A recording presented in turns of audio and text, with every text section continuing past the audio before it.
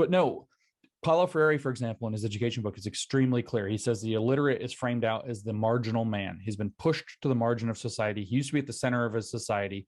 He has to be moved to the back. He's been pushed out to the margin. So now by becoming Marxist conscious, it has to be moved back to the center, right?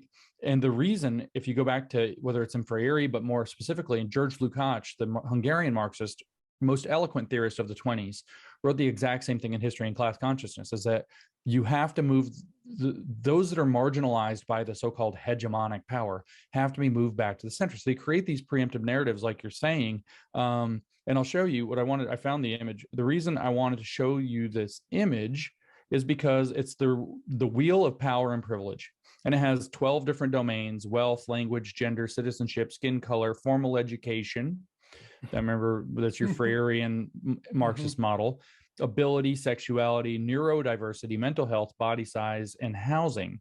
The wheel of power and privilege, right? And it has what's way out on the outside. We'll do wealth, for example. Way on the margin is poor.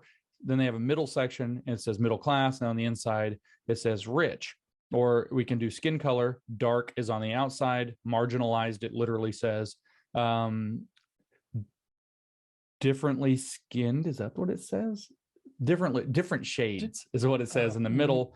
So there's your brown race, and then white is in the center. But why is the goal to move from margin to center, to find the marginalized and then center them? Yeah. Right. I do a lot of close readings on their language. I'm probably the best person at it. I know this probably won't show up well, but I can send you the graphic. Well, send it to me. We can embed it, but I'm going to just show it to you. Like, here's the wheel of power. Can you read what's in the very center of the wheel? Power.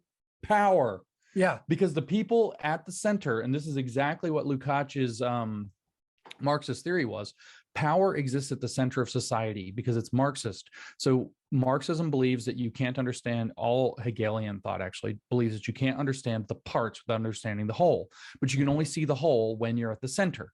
If you're at the margin, you're excluded from being able to see everything. So the goal is to take the margin, the outside, and move it to the middle. But the reason they want to move it to the middle is because that's where they believe power is. So the goal, when they say they're going to center blackness, or they're going to center queerness, or they're going to center other ways of knowing instead of formal education. There's you ever heard that? Other ways of knowing? Yes. You know? Yeah. Ways of knowing, that's what it is. Those are marginalized, and we're going to move them to the center because what they're claiming is power. They think that power resides at the center. They draw it on their own graphics. You can embed the thing more clearly, but I wanted to show it to you. It says, you saw it yourself. I didn't tell you what. The word in the middle is power. And so the people that are, privileged, what privilege means is closer to power. Yeah. And then there's less privileged in the middle range, brown. They are closer to power than the margin, but they're not at power. They're excluded from power. And this is how they order the world. And this is how they think about the world. And this is the objective of their entire program, which is we're going to center. And they tell you, all you have to do is look at that picture. And they're literally telling you that the word centering means power grab. Right. Well, and to center, power grab. And to center, you have to, at this moment, break federal law, because the only thing you can do to center others at the expense of any other identity group is to discriminate in policy. And that's right. And you have to, and that's, I talk about this a lot, and all of this comes from you, but my structure of it is that anti-racism, you got critical race theory, you've got anti-racism, you got DEI that enforces that, but anti-racism is policy. Kendi defines it in terms of public policy. That's right. And when you put his discrimination model into public policy, that's literally Jim Crow 1.0. It is literally, he explicitly says it. Page 19 of How to Be an Anti-Racist, whichever edition. The only remedy to past discrimination is present discrimination. The only remedy to present discrimination is future discrimination. He explicitly says to be an anti-racist under my model is to willfully and intentionally discriminate, which means willfully and intentionally break federal law. And by the way, those court cases that have enabled this are starting to teeter.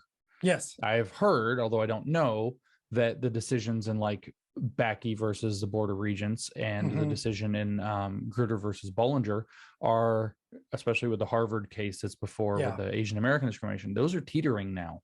Those may well be rethought or overruled. And using race conscious hiring, which should violate Title VII, or Title VI and Title VII, depending on if it's race or sex, or using race conscious and sex conscious admissions, which would violate Title IX. Yeah. This is, I mean, the Biden administration is going full blast to try to protect it, but these things are in danger in the courts now, which are slowly rumbling into consciousness of what's going on with this deliberate power grab that we're seeing under this idea that which is marginalized needs to be moved to the center. And like you said, Kendi explicitly says that the way we're going to do this is by discriminating. And that's good, because systems of power or something. We always make fun of Kendi that he's a dumb man because he's blatantly a dumb man. Yeah. But he somehow managed to literally repackage Marx's revolutionary structure into the context of race in a way that nobody recognized clearly for what it was. It took me even a year and a half to figure it out after I was staring at it straight at its face. By the way, you see the same thing.